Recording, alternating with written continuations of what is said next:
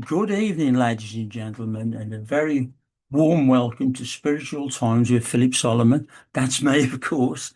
And this evening, I'm going to talk to you about something that a lot of people have asked me about, and that's how I conduct past life awareness for people who want to have an overview or an understanding of what they may have been in a past life. And I'm going to call this particular lecture tonight also about forgiveness and healing, because sometimes when you find it hard to forgive somebody for something, it's sort of retrospect, and it's maybe horrible things that happened to you that you've taken out your mind or choose to forget about. And you find that you transfer that into not being able to forgive other people for things that they may say or do that upset you. Past life awareness is the belief, really, that individuals can recall memories or experience things from previous lives that they may have existed in. It's an idea that's been around really for a very long while. I think there are even sort of influences and talk of it in the great books of history. But what methods do I use? Well, I usually use a method where it's very much like a meditative state where I take into a little meditation. And by using that meditation, I often take you on a journey, talk to you about going on a journey and various techniques that I've come up with and been taught over the years. I trained as an hypnotherapist with the great Gordon May Delavar, who was very interested in this particular subject, the same as me. And we were both mediums. In more recent years, I've been lucky enough to have as a good friend Jonathan Royale, who's also, you know, taught me things that maybe have helped me to take this practice forward. And I do believe it. I emphatically believe don't think I've ended, well, maybe one or two in literally hundreds and hundreds who've not been able to go back in my methods for past life awareness and have some experience of seeing some things that they think may well relate to them in their life. Of course, that sort of thing that I'm talking about is probably only about a three-quarter of an hour session. And I always call it an overview, awareness of past life regression. Those who want to take it deeper, I will sometimes agree to do that with them. And of course, that can be over several weeks. And you need a big commitment, really, to do that and take records and do a lot of work on it. But the very basic one is basically what I've just told you. Some children as well, particularly the younger ones between the ages of perhaps 3 and 6, spontaneously speak about memories from a previous life. These reports sometimes correlate with the life of a deceased individual who may include unexplained phobias or preferences for that person, the struggles that may be having in their life now. Not just children, really, that can apply to us as adults as well. One interesting thing that I came across for you, and I thought I'm aware of it, but I thought I'd tell you about it. A young lad many years ago, Ryan Hammond was his name, from Oklahoma in the USA. This young lad completely and totally was adamant that he is the reincarnation of John Lennon, you know. And even a child psychiatrist who interviewed the young lad tended to believe him. Born in 2004, Ryan Hammond just was a very ordinary little lad, 4 or 5 years of age, but claims that he had very memories of his past life as John Lennon, including being able, allegedly, to give Yoko Ono, John Lennon's widow, information from John that only John really would know. Now, I don't know the ins and outs of that case, and I've not studied it, but I thought it was a good one to give you as an example. So, moving on then, really. Spontaneous, I think we all have spontaneous times when we slip into, oh, I'm in another time, I'm in another place, you know. It happens, doesn't it, really? And it can be reality, I'm sure it can. I remember a few years ago moving slightly away from the subject, but my wife and I and my son had gone to, we'd been over to Ireland, and when we were coming back, we called off at this abbey, and it was an abbey that monks had lived there for hundreds of years, probably even more than that. And it was getting dark, and I didn't want to go in, but my son insisted, so off he went with his mum, and they walked around it, and then suddenly he pointed to what looked like a beautiful garden of all sorts of different colours right in front of him. And it couldn't have been really hypnosis, I suppose, because my wife saw it as well. And he moved very quickly to run through it. And for some reason, she had the presence of mind to grab him by the back, give his collar and pull him back. And as she did, it closed in, and it was just a wall again, as it has always been. Now, that's a true story. And my wife is not one to tell you of those sort of things, really, unless it was the truth. And I can guarantee you that both of them had that experience. Did they both at the same time slip back into another time, another place? The strange thing is, I'm not going to go tell you too much about the place, because I think a lot of people have visited it, and they pester the people who are running it now, and but it is a fact that other people have described seeing a similar thing at that place. So there you go. But getting back more to the spiritual practices. Well, meditation, deep meditation, can quiet the conscious mind and allow access to what some believe are past life awarenesses stored in what we call the subconscious, or others call the Akashic records. Some spiritualists believe that there's a record of everything that ever happened, has been or will be. And if you can access those Akashic records, you could see all those things. I have never taken anybody that deep using this method of past life awareness, because I think it could have a lot of difficulties, really. It's very deep meditation. I would probably work with other mediums and investigators of this field, maybe joint effort.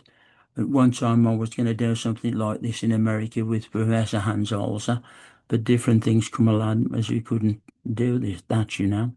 Dreams and lucid dreaming. Many people report experiencing flashbacks or complete memories of past lives through their dreams. Now, a lot of people have had that experience and have reported it with great conviction.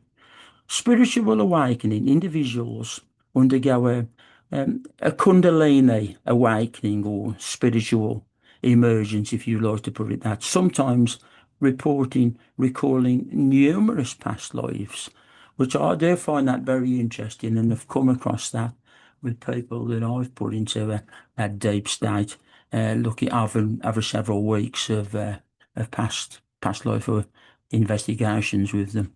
Other triggers, well, I suppose deja vu, a strong sense of familiarity with a place or person or situation, could be interpreted as a past life memory. Some people say that they can immediately realise what's just round the corner is somewhere they've never been to, or they see a person and they know that they were with that person. Maybe they loved them, maybe they were married to them or something, or maybe they didn't have such good experiences with them, but they're aware of it with that person. People talk of love at first sight, don't they? And yeah, I do believe it happens. I'm not saying that that's necessarily just to do with past life, past life memories, but it certainly could be, couldn't it? Inexplainable phobias or talents. A fear with no obvious cause in this life, such as fear of water, can sometimes be attributed to traumatic past life experiences, such as drowning. Conversely, a deep natural talent could be seen as having been honed over many lifetimes. Well, I've got two experiences of that on a personal level. I had past life series with a very, very famous, well-known and respected hypnotherapist, who said that in my past life I had been a Viking who would come to land on the British Isles, or in Scotland, I think it was, if I remember. But I hadn't got up to anything or had very much life, because I'd been hitting an arrow towards the neck, the upper chest, shoulder, that had gone in there and I'd drowned in the water. And the strange thing is, be it fact, be it fiction, I don't know. But some years later, many years later, I had the DNA thing done, that I think everybody's found that very popular or interested in their ancestry. And my ancestry was definitely included people from Denmark and Norway. Spooky that, isn't it, really? And that is an absolute truth, really, that of a personal experience of my own, really. Yeah, deep natural talents. I've always been able to quickly learn to play an instrument or get a tune out of any sort of instrument.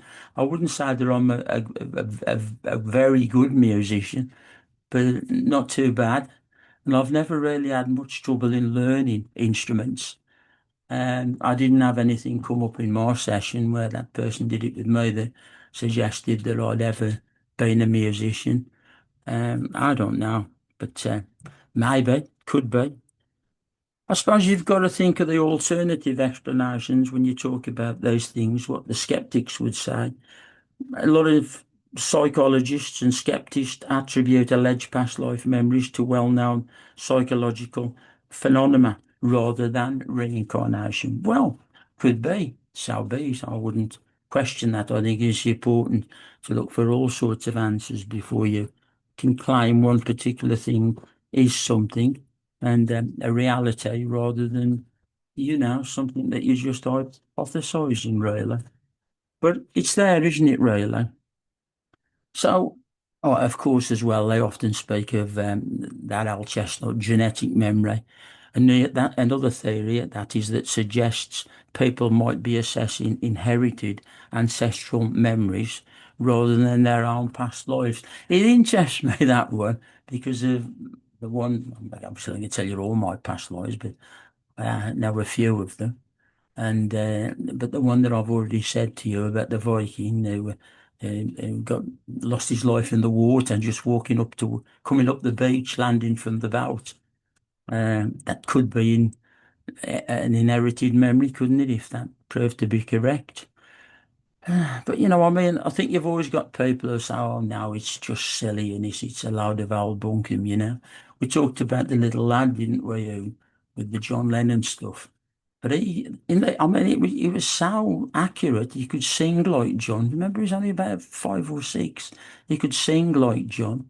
He was writing music, 5 and 6, composing pieces of music, and he was so sort of made such a big impression on people that they arranged for him to meet Yoko Ono. Now we don't really know the full ins and outs of what that meeting was, but according to some people, she certainly said that the little boy knew things that no one else could know. There you go. I think an important part of past life regression, really, that I don't think is always made enough of, is it can help you to forgive and forget. Sometimes, sort of minor things in this life, we can blow them all, the old saying, mountain out of a molehill and things like that. But if we have an understanding of those things more, sort of knowing why we react the way we do. I mean, I think I've come across a lot of people in my work where they've had bad experiences as children and bad things happen to them. And it's very hard, really, very hard to sort people out with those sort of recurring memories. And of course, the other thing is that they often block them out and don't even realise that that's the cause of them not being able to forgive and forget easily things in this present life. And that can make life very difficult for them, can't it, really? Anyway, I mean, you're not obliged to forgive someone who has hurt you, but it can be a freeing and beneficial personal choice for your own well-being. I do believe that. Forgiveness can help you let go of anger and resentment, certainly improve your mental and physical health, and allows you to move forward from the hurt that you have deep inside, perhaps buried. To forgive and forget really is always your decision, isn't it? But I think forgiveness does have very good beneficial effects for you, especially if you're a person who maybe suffers from depression or had bad experience when they were younger, lost a parent or something, or didn't be with someone that they would like to have been with, that they would have loved, separations, all those sort of things. For our own well-being, forgiveness allows you to release negative emotions like anger and bitterness, which can harm, as I've already said, your mental and physical state. I think past life awareness can certainly help with that, some people. It can help to reduce the impact of the hurt. It lessens the grip the hurtful event or person has on you. For greater freedom, holding on to grudges can keep you trapped by the past. Forgetting can be free, can forget free you from that burden. I think as long as you're feeling bad towards someone, especially if they've made an effort to, yeah, if it's possible for them to apologise to you and try to put things right, you definitely should take that pathway, because otherwise it will affect you and not be good for you in your life. For personal growth, the process can lead to an increased understanding, empathy, and greater ability to manage your emotions as well. If you're a person who finds things like that difficult, it might be something to do with a past life. As I say, it's a personal choice about forgiving people who are already in this world. We've all said and done things that we regret. I'm not going to into my personal instances, but I've certainly done that. You speak in anger, maybe say something that you regret and you wish you hadn't. Well, what you need to do is apologise for that and put an end to it. But for some people, they can't accept that. They can't accept it. Forgiveness isn't really excusing the behaviour, though. You don't have to approve or accept the hurtful actions to, forgive that person. If you've had someone who did something very, very bad to you when you was young, that must be really, really hard. And I know on a personal level again that that's very, very hard to forgive. But if it's always to your mind what happened to you, it's only going to make you unhappy and miserable, isn't it? And I do think a good session uh, of past life experiences and your present life experience can certainly help you with that. I have certainly found that to be the case with many people. Perhaps it doesn't mean that you entirely forget, but you can still forgive and still remember the lessons learned or take steps to protect yourself from being in a position where that's maybe happened to you again. I think if you have an hard childhood, when you've had difficulties in childhood, you can or have to be careful that you don't blow things out of all proportion. But that's easier said than done, isn't it? We don't understand our inner mind sometimes. Sometimes we need a little bit of help and understanding to move through those things. Professional help can be beneficial if you're struggling. There are all sorts of therapists, on the National Health Service these days. They can help you work through your emotions and make progress towards healing yourself, because that's what the key of it is. There are alternative approaches as well. Seek acceptance. If forgiveness feels impossible, try and work towards accepting that that won't happen again and it won't have the same impact. Set boundaries. Forgiving someone does not mean you have to let them back into your life 100% or trust them with important things. You can forgive them and still move and to keep a distance, a boundary if you like, but have everything on a much better setting. It's focusing on yourself, really. I mean, going right back to the start when I talked about past life awareness, regression, whatever you want to call it. Many people do find that before they sort of go into the deeper understanding of the past lives that they had and enjoyed or suffered, that they find that there are a lot of instances in their life already where, okay, we're going to call it past life awareness, but just going back and understanding why you get so upset about something, or or you can let it create situations that are way over the top. If you have a little bit more understanding of those things, I think it can progress and help you. Should you decide that you wanted to do a short awareness course with me, I usually find that the best way to do those really is on Zoom or something like that, or Facebook, and have about a 3/4 session. As I say, one of the ways that I often approach that is by sort of putting you on a bus or something, or a train, or driving, or a car that you're sitting in the back that can go backwards and forwards, backwards and forwards. But the starting point is always this life.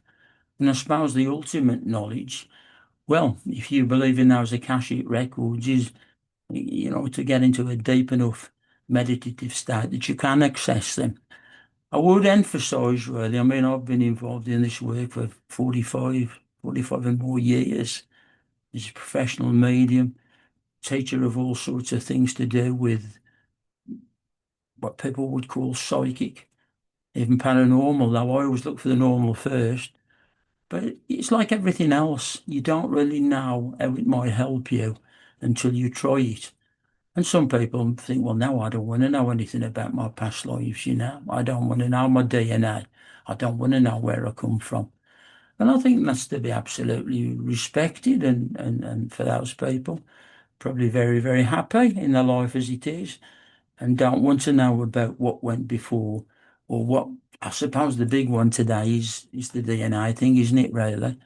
I think most people who get into family history eventually tend to do that. But not everybody. Some people have no interest in it at all. But as I say, if you wanted to do a short session with me, an overview, looking very lightly in a very safe way, it's quite possible to do it over Zoom.